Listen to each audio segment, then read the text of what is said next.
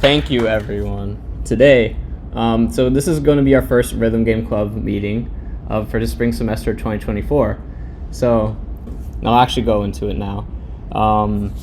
So Rhythm Game Club was founded in 2022, and we did some events in the past. Like we went to Otakon, we sold some circuit boards and other merchandise that we had.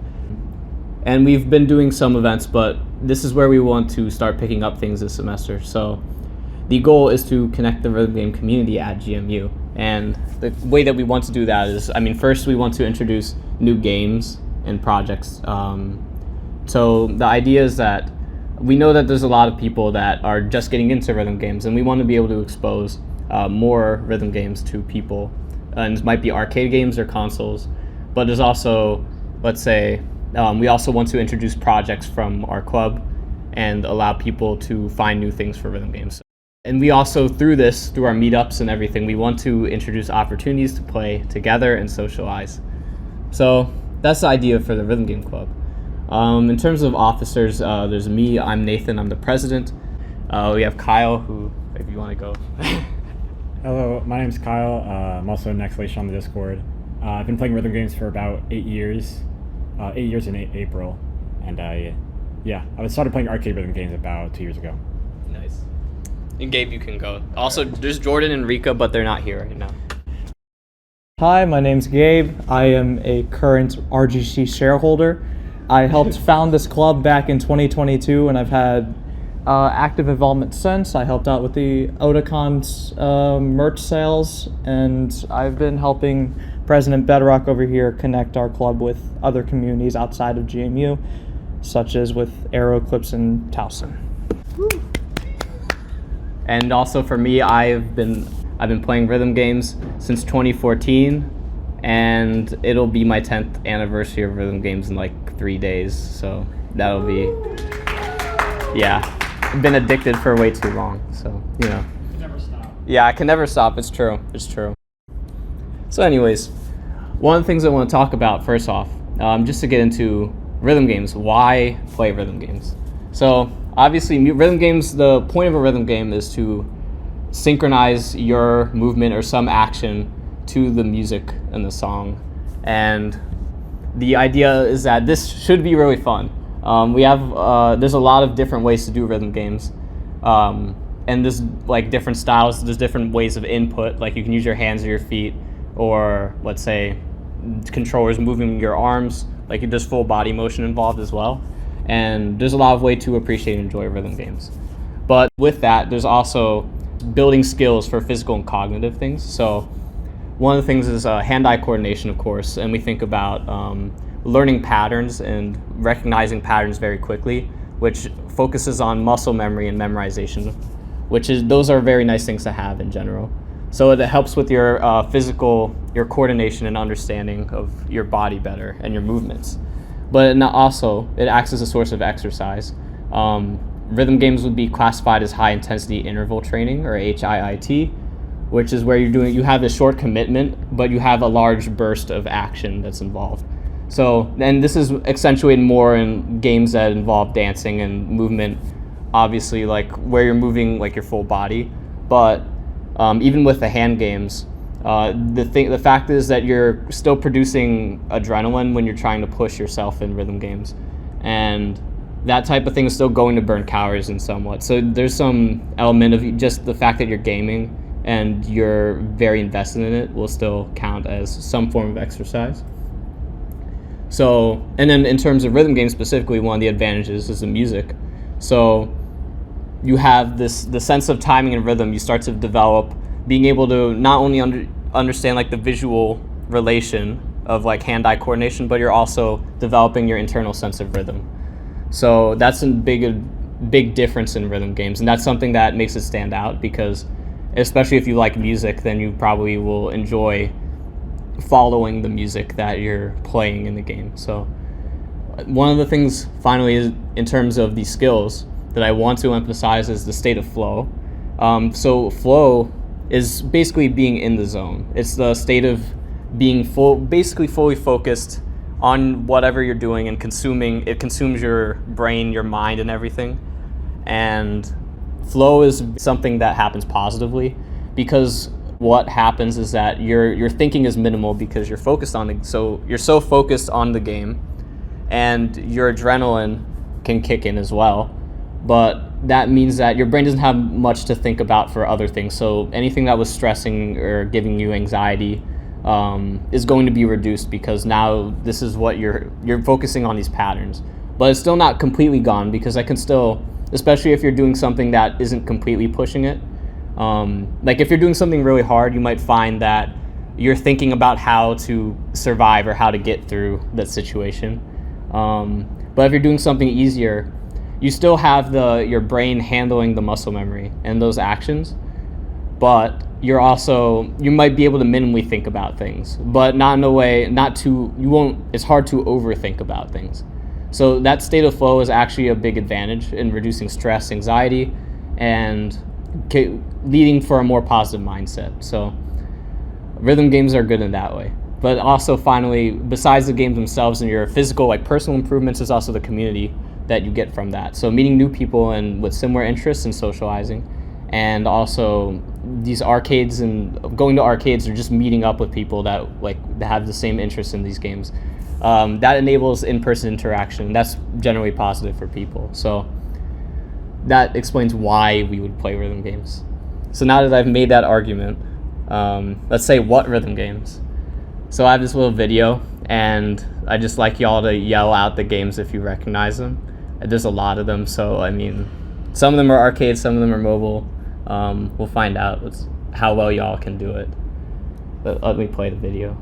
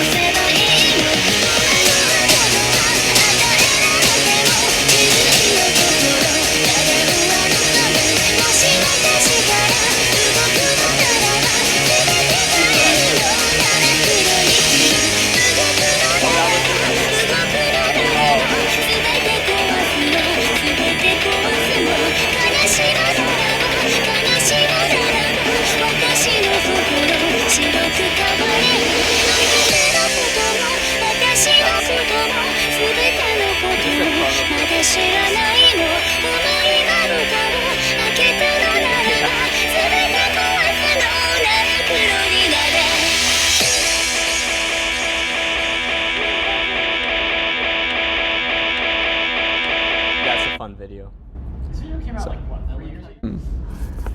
But yeah, there's a lot of rhythm games. There's way more than this. There's at least 8 times as many that you probably could come up with if we just sat here for 10 minutes. But what's your source? Me. But see, there's a lot of games. Like there's games for mobile, there's games for the computer, there's games with the arcade, and they all provide a different experience. Because if you think about it, on the computer and on the mobile games, the mobile is going to probably be focused on how you play on the touchscreen. The console games and the PC games are going to be played on a controller or with a keyboard. And then the arcade games usually have some unique controller scheme to them, which gives you a lot of options when you're trying to play rhythm games. And everyone's trying to do something different, because when they're not, then it kind of just becomes the same. But fortunately, there is a lot of variety in rhythm games, so that's one of their highlights. So now we've talked about rhythm games, I'd like to talk about what we want to do as part of the club. So we would first, one of the things I'd like to propose is that we have bi-weekly presentations, probably in here or somewhere, but they would be, this was some of the topics that we came up with, and we had an initial survey. We still would appreciate if people had more inputs or thoughts if they want to fill out the form, but and I have a QR code at the end of the video for that. But we'll start. So one of the things that I want to talk about at the beginning is the history of rhythm games. And a lot of these can't be done in like one presentation, I think, and it's not fair to do it. So we would start from the beginning, essentially, early to late 90s into the 2000s is what we would probably cover for that in the beginning. And also talk about some of the games that you probably have never heard of anymore that died out really quickly in that era, because when rhythm games started getting really popular, it was in the arcades, and there were a lot of people trying to capitalize on that success when it came out. So out of that came a lot of clones and a lot of weird rhythm game ideas, and a lot of them just didn't stick. So it'd be exciting to talk about that. So that's one topic, history of rhythm games. The second topic that we have is also making music for rhythm games. So part one would probably be an overview of what are the concepts of rhythm games, but we can also definitely go into the different aspects of production and just do like a live demonstration of how we would make music.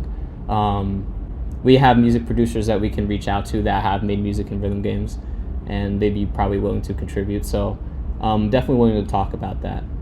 And I also I've been doing music production for a long time, so I have enough information I can explain the different concepts, especially for the types of things that we want to see in rhythm games. So I just listed there the genres: J-pop, J-core, Artcore is a popular one, and Vocaloid music, and Eurodance. So I'd definitely be willing to talk about those specific genres, and even more if people are interested. Because rhythm games, really, they shouldn't be limited to one genre. And there's one of the things that's nice is that there's usually a lot of variety in the types of songs that you get to play. And not everyone is into the same music, but rhythm games let you play a variety of songs. So, but despite all that, there's usually a link into what makes a song good for a rhythm game. So that would be nice to talk about. Then the third topic that we were thinking of is designing and programming a rhythm game. So actually coming up with a rhythm game concept and carrying it out. We would just go through one specific example together, because I started developing a rhythm game and I have a basic proof of concept, and I can port that into something that would be good for our club to just go through together to understand. So we would use the Godot engine. I don't know if anyone does game development, but yeah, 1 and 2, yeah. So we would use Godot engine for this, which is nice because from my experience, it's not too difficult to get into, but it does require some programming, but the language that they use in it is close to Python, which is really readable in my opinion. So I think it should be fair to follow, and there's a lot of stuff that you don't need to program things for at all, so it's nice in that way. And then finally the fourth topic would be experience with rhythm game developers. So there are some rhythm game developers who are either either went to Mason in the past or are faculty. For example, our sponsor is Professor Dietrich, who she was part of the team that did Elite Beat Agents, which is one of the games that Osu was inspired by. So, which it would be really exciting to talk about that. And there's a few other games that are, there's a few other people who are working on rhythm games right now, and we can also reach out to other rhythm game developers to get their experience and things if people are interested in that. So, and for me especially, I know people who've worked on mainly the dance games, so Pump It Up and Dance Dance Revolution mainly. So we could definitely do some conversation or some presentation based on that. So that would be exciting, I think. And so those are some of the plans for the presentations that I have. Further, we also want to talk about some arcade trips maybe, so going out to arcades together. So for us, generally, where we would meet, or where you will find a lot of us, is at the Cave. There is the Hub Corner Pocket has one dance arcade machine, Pump It Up, and that is 25 cents per play, and on Fridays, so after this presentation, it is free to play. Corner Pocket is one place that you can get your rhythm game fix if you want to play some dance games. But there's also the Cave Gaming Center, which is across from the street at GMU in the University Mall. And they have a lot of rhythm games that are hard to find, that are mostly from Japan. And they have a rhythm game day every Wednesday, which is $20 for unlimited play, 2 p.m. to 2 a.m. And if you come at like 11 p.m., then it'll be like $10. But it's generally about $1 per play. Yes, and it says there they have Dance Dance Revolution, Pump It Up, Step Maniacs, and Dance Rush, and those are all dance games. And Sound Voltex, Beat Mania 2DX, Gitadora, Poppin' Music, and Neon FM and Tunitham. So yeah, they have a big variety. And Nostalgia. I forgot Nostalgia. I forgot Nostalgia. It's true. What'd you say? Noise, NOISE. Oh yeah. Okay, they also have a they do have, what is it called? The Exa Arcadia arcade machine, and it has Noise and also has a Toho game, so you can swap between those. They have a mobile game, Noise Starlight. It's a spin-off. And then, but Noise is originally an arcade game, and it's like it's a bullet hell, so like Toho, but it's rhythm game based, and it's really hard. So, from my experience, I sucked at it, but so that's one place that you can always go. It's not too far away, and you'll probably see us there on Wednesdays, a lot of us in the community. So then there's also Round 1 in Potomac Mills in Woodbridge. They have a lot of games too. Dance Dance Revolution, they have Pump It Up, Dance Rush. So those dance games. They have Sound Voltex, Beat Mania 2DX, Gitadora, Tunitham. So their games Tunitham has a problem where, and also they have My as well. Tunitham and My, but they're offline, so you can't play many of the songs in there, but they still have it. And there's also a bunch of newer games that they exclusively have, like Groove Coaster's not anymore, but Music Diver and Chrono Circle and Tetote Connect. So those are interesting games. So Dance Around, No. they have that. They do have Project Diva as well. Yes. So that's also a good reason to go there too. So we would be interested in maybe doing some, I don't know, we're just planning trips to go to Round 1. Hopefully kind of regularly. That would be nice because it's about 30 minutes away, 40 minutes. So, and it's a good time there. So, and then finally we have one location also, which is Safe Point, which is a used game store in Union Bridge, Maryland, which is middle of nowhere, Maryland, but they have some really nice games and some really old games that are hard to find. They have a Tyco machine there. They used to be on free play. Now they have a they pay per play, but it's cheaper now. So they have some games like 2DX, Tyco, U-Beat, Groove Coaster, and they have some other games as well. They have a lot. Actually, if we don't talk about rhythm games, they have Densha de Go is a rare one, and also Sonic the Fighters, which is a Sonic the Hedgehog fighting game or boxing game. I like that one. But we have visited Safe Point a few times as part of the club, and it's been really fun because there's a lot of history involved, and the people who run Safe Point have been involved in rhythm game history for a long time. So that is, for someone, I don't know, for people who are interested in that, it's actually a nice place to visit.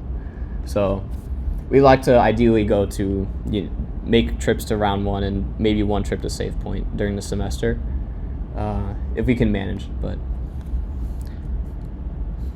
then finally, we also have some other projects that we would just want to run in the long term as soon as we can get them. So I guess the first one I want to talk about is building a rhythm game controller.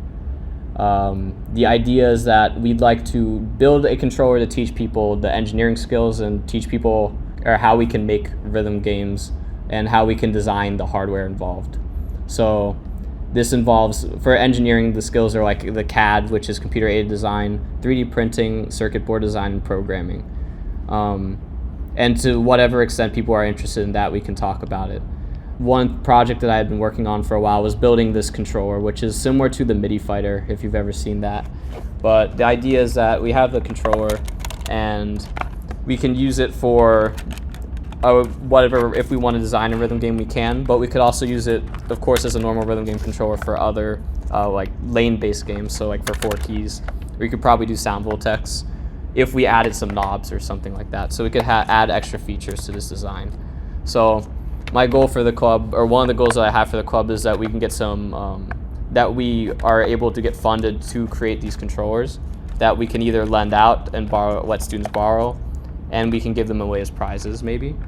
So, and for that also, that means that like through this we all build the controllers together and we come up with a better design that is easy to reproduce. Because right now, for this, there are some things that could definitely be improved in terms of long-term survival. I don't think the LEDs work anymore on this, but I built it 2 years ago, so I'm hoping that we can make more of them and then just have them for everyone to use. So that'd be interesting. And you can see on there when the lights did work. It looks really cool. But so that is one of the projects. And the second project is an unbeatable arcade machine. So maybe I should pull up a video, but the Unbeatable is an Unbeatable white label. Currently is the pre-release version in a way. It's a game similar to Muse Dash. It has very nice visuals. Let me see if I have Unbeatable FNF. That's funny. See if I can get a good video game. Yeah, here. You should be sitting up straight, but without stiffness. That should feel comfortable. Don't ever let yourself. So you have to hit notes on the corners of the screen, but it's really like hitting up and down. It automatically moves to the side.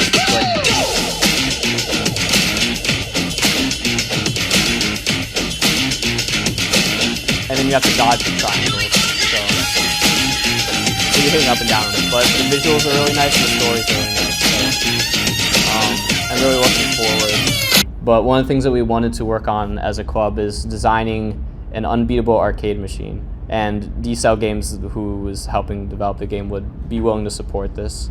And we would in turn be building a custom cabinet and controller design to align for this game and to figure out what works best. Like, how can we convert this home experience, because it's a PC game, how do we make this into an arcade experience?